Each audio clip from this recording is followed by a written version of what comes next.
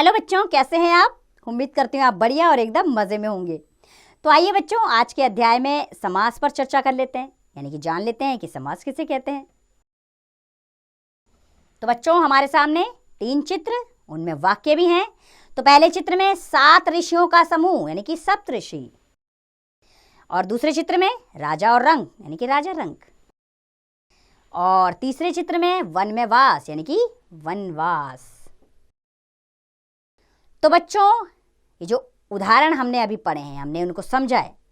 इसमें क्या है, 7 ऋषियों का समूह के लिए शब्द आया है सप्तऋषि, और राजा और रंग के लिए आया है राजा रंग, तथा वन में वास के लिए आया है शब्द वनवास। इसका प्रयोग किया गया है। किसी भी वाक्यांश के संक्षेपीकरण की यह विधि ही समास कहलाती है, यानी कि उनको संक्षेप करना, छोटा करना, ये समास है। अर्थात जब 2 या 2 से अधिक शब्दों के मेल से एक नए शब्द की रचना होती है तो उस शब्द रचना विधि को समास कहते हैं। चलिए विशेष बात जान ले इसमें। तो इसमें खास बात यह है कि समास रचना में बीच की विभक्तियों का लोप हो जाता है, यानी कि विभक्तियां गायब हो जाती हैं। समास रचना से जो शब्द बनता है उसे समस्त पद कहते हैं। याद रखिएगा, व्याकरणिक भाषा का प्रयोग करना है आपने। तो उसे क्या कहते हैं, जो हम नया शब्द बनाते हैं उसे क्या कहते हैं, समस्त पद कहते हैं। प्रत्येक समस्त पद में 2 पद होते हैं, जिसमें पहला पद उत्तर पद तथा दूसरे पद को पूर्व पद कहते हैं। ठीक है, एक उत्तर पद कहलाता है और एक पूर्व पद कहलाता है। चलिए, ये तो समास की परिभाषा हो गई। अब समास विग्रह क्या है वो जान लें। तो बच्चों, समस्त पद के दोनों पदों को अलग अलग करने की विधि समास विग्रह कहलाती है। विग्रह यानी कि अलग करना। जैसे कि जलधारा, ये समस्त पद है, इसका विग्रह जल की धारा। आचार विचार, ये भी समस्त पद है, विग्रह किया हमने इसका आचार और विचार, दोनों शब्दों को अलग कर दिया। बढ़ते हैं अब समास के भेद की ओर। तो बच्चों, समास के 6 भेद होते हैं: तत्पुरुष समास, कर्मधारय समास, द्विगु समास, बहुव्रीहि समास, द्वंद्व समास और अव्ययीभाव समास। तो चलिए एक एक करके विस्तार पूर्वक पढ़ लेते हैं इसको। सबसे पहले जानेंगे तत्पुरुष समास क्या है।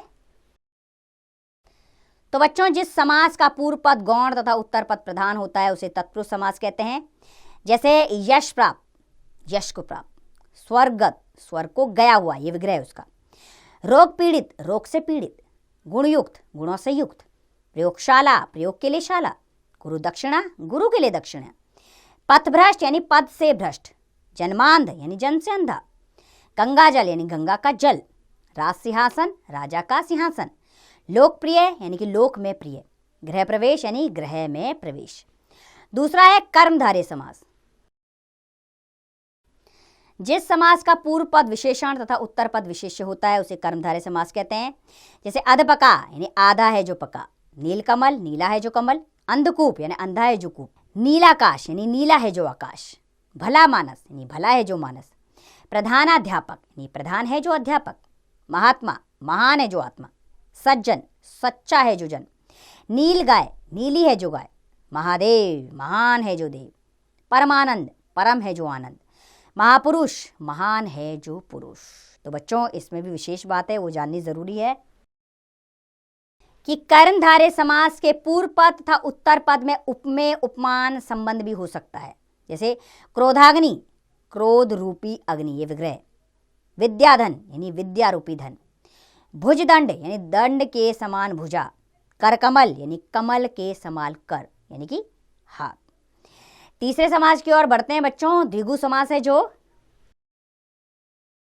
जिस समास का पूर्व पद संख्यावाचक विशेषण तथा उत्तर पद समूहवाचक होता है उसे द्विगु समास कहते हैं। जैसे पंचतंत्र यानी कि 5 तंत्रों का समाहार, अर्थात इसमें संख्या होती है; शताब्दी यानी कि 100 वर्षों का समूह; पंचवटी, 5 वटों यानी कि वृक्षों का समूह; सतसई यानी कि 700 दोहों का समाहार; चौमासा, 4 मासों का समूह; सप्तद्वीप यानी कि 7 द्वीपों का समूह।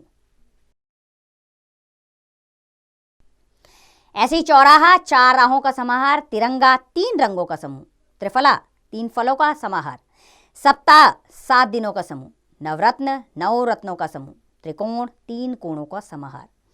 चौथा है बहुव्रीहि समास। अर्थात जिस समास के दोनों पद गौण होते हैं और ये दोनों मिलकर किसी तीसरे प्रधान पद के बारे में बताते हैं उसे बहुव्रीहि समास कहते हैं। जैसे महावीर अर्थात महान वीर है जो, अर्थात हनुमान। नीलकंठ, नीला है कंठ जिसका, अर्थात शिव। पीताम्बर, पीले हैं अंबर इनकी वस्त्र, अर्थात कृष्ण। चतुर्मुख यानी कि 4 हैं मुख जिसके, अर्थात ब्रह्मा। चतुर्भुज, 4 हैं भुजाएं जिसकी, अर्थात विष्णु। 5वां समास है हमारा जो है द्वंद्व समास। तो बच्चों जिस समास के दोनों पद प्रधान होते हैं उसे द्वंद्व समास कहते हैं। जैसे अमीर गरीब, जैसे अमीर और गरीब। दिन रात, दिन और रात। खट्टा मीठा, खट्टा और मीठा। राजा प्रजा, राजा और प्रजा। भला बुरा, भला और बुरा। रुपया पैसा, रुपया और पैसा। आजकल, आज और कल। ऊपर नीचे, ऊपर और नीचे। माता पिता, माता और पिता। सुख दुख, सुख और दुख। पाप पुण्य, पाप और पुण्य। स्त्री पुरुष, स्त्री और पुरुष। छठा आता है बच्चों समास हमारा अव्ययभाव समास। तो बच्चों जिस समास का पूर्व पर प्रधान तथा अव्यय होता है उसे अव्ययभाव समास कहते हैं। जैसे आजन यानी जन्म से लेकर, भरपेट पेट भरकर, आजीवन जीवन भर, बाकायदा यानी कायदे के अनुसार, आमरण मृत्यु तक, यथाशक्ति शक्ति के अनुसार, प्रत्येक हर एक, यथाविधि विधि के अनुसार, प्रतिदिन हर दिन, सादर आदर सहित, बखूबी खूबी के साथ, बेमतलब यानी मतलब के बिना।